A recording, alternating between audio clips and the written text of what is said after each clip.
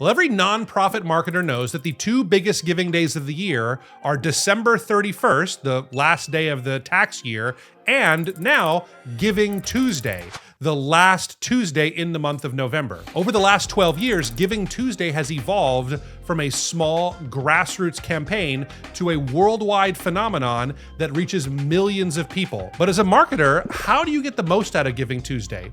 What can you do to unleash more generosity? Well, in this video, we're gonna break down 10 tips that are gonna help your organization unleash generosity like never before.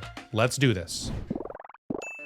Well, hey guys, I'm Thomas. I'm the founder of REACHRIGHT, and we put out new content like this multiple times each week. So if you're involved in the church or nonprofit world, we would love it if you would hit that subscribe button for us. Now, Giving Tuesday has been on an absolute tear since it first started in the year 2012. That year, they raised a total of $12 million for nonprofits, which is no small amount. But fast forward to the year 2022, and they actually have raised $3.1 billion in that year alone. If you break that down, that's actually a 65% year-over-year increase every year that it's been in existence. And actually, the experts this year are predicting over $4 billion to be raised. But the question on most of our minds is, what can my organization do to actually leverage this phenomenon? How can we get on the Giving Tuesday bandwagon and unleash generosity in our organization?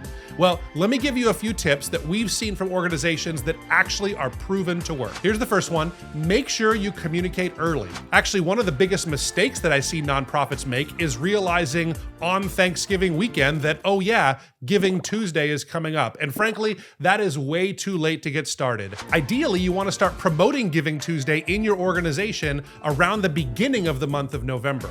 That's when you're going to start releasing it to your email list and putting it out there on your social media channels and letting everybody know and start to plan for how they would like to give to your organization once Giving Tuesday comes around. Secondly, it's so important that you have one clear call to action. Some organizations go with the shotgun approach when it comes to Giving Tuesday, where they give lots of opportunities to give, and hopefully one of them are going to appeal to their givers. But in reality, we found that it's best if you choose one, just one thing that you're asking your donors to give towards, and keep laser focused on that. Tell those stories about that one call to action, and you'll see the best results. Third, you want to make sure you build a landing page, and you probably want to do this well before the month of November. Now, by landing page, I mean a dedicated page on your website that is dedicated just to your Giving Tuesday campaign.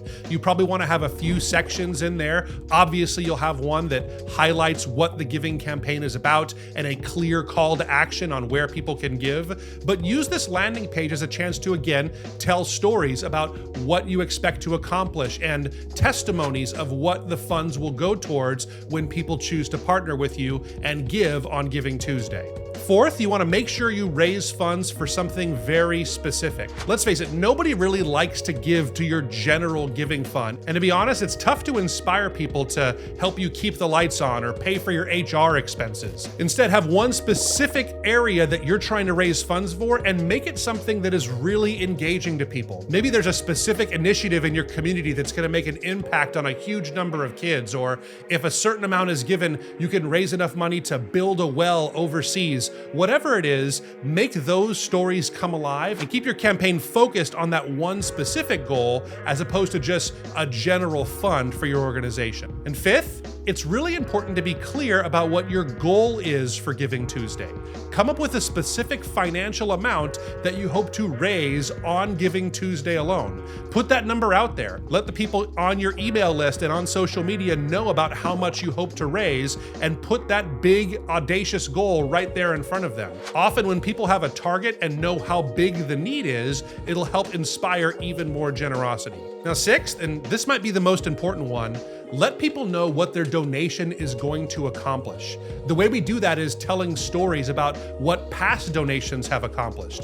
Do you have any testimonies about what happened last year during Giving Tuesday? Or maybe you didn't do Giving Tuesday, but you know that when you've done these kinds of projects in the past, you've seen these kinds of results. Remember, one of the best ways to inspire people is by letting them know what their giving is going to accomplish, and we need to tell those kinds of stories. The seventh tip is to ask someone or a few people people to do a donation match well ahead of time. Donation matches are one of the best ways to encourage giving.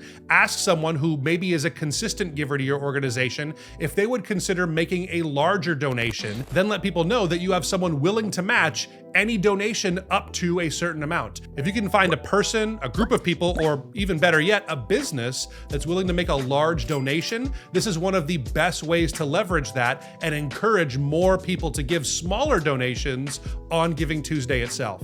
Eighth, and this is a really simple one, be sure to use the Giving Tuesday hashtag. You'd be surprised how many people find organizations that they want to partner with just because they saw a hashtag when they were looking for related search terms. So on all of your social media channels, whether it's Twitter or Facebook, Instagram or TikTok or YouTube, any one of them, make sure you're using that hashtag every time you talk about Giving Tuesday leading up to the day itself. Number 9, and this should be an obvious one, but be sure to collect givers' information whenever possible. Some people may not want to be contacted or may want to keep it totally anonymous, but for the most part, people are willing to give their information and in some cases would like to be recognized. Add these people to your list and make sure that you communicate with them after they've given. Thank them for their gift, and as you actually spend the funds, make sure to communicate so that they know what their funds actually accomplished in the long run. Finally, and I think this is actually the most important one, is you need to ask givers on Giving Tuesday to consider to make recurring donations. Let's face it, a one-time donation is great, but people that commit to giving weekly or monthly over the course of an entire year or years, they make an enormous impact on all of our nonprofit organizations. Whether you're a church, a ministry, a faith-based nonprofit, or something that's not faith-based, having donors that are committed to consistently give via credit card can take a lot of pressure off of our organizations to really make ends meet. So make sure that you leverage Giving Tuesday as an opportunity to ask people to commit to not just giving once, but to be giving on a regular basis going forward. Giving Tuesday is an enormous opportunity, no matter what kind of nonprofit you're leading, and we hope these tips will help your organization reach more people this year and grow your donor base. If this has been helpful to you, again, it would mean so much to me if you would hit that subscribe button. I'd love to hear down in the comments, what does your organization do for Giving Tuesday? Do you have some tip that we missed here that you've seen get a lot of results? Be sure to let us know down in the comments, and we'll get you next time.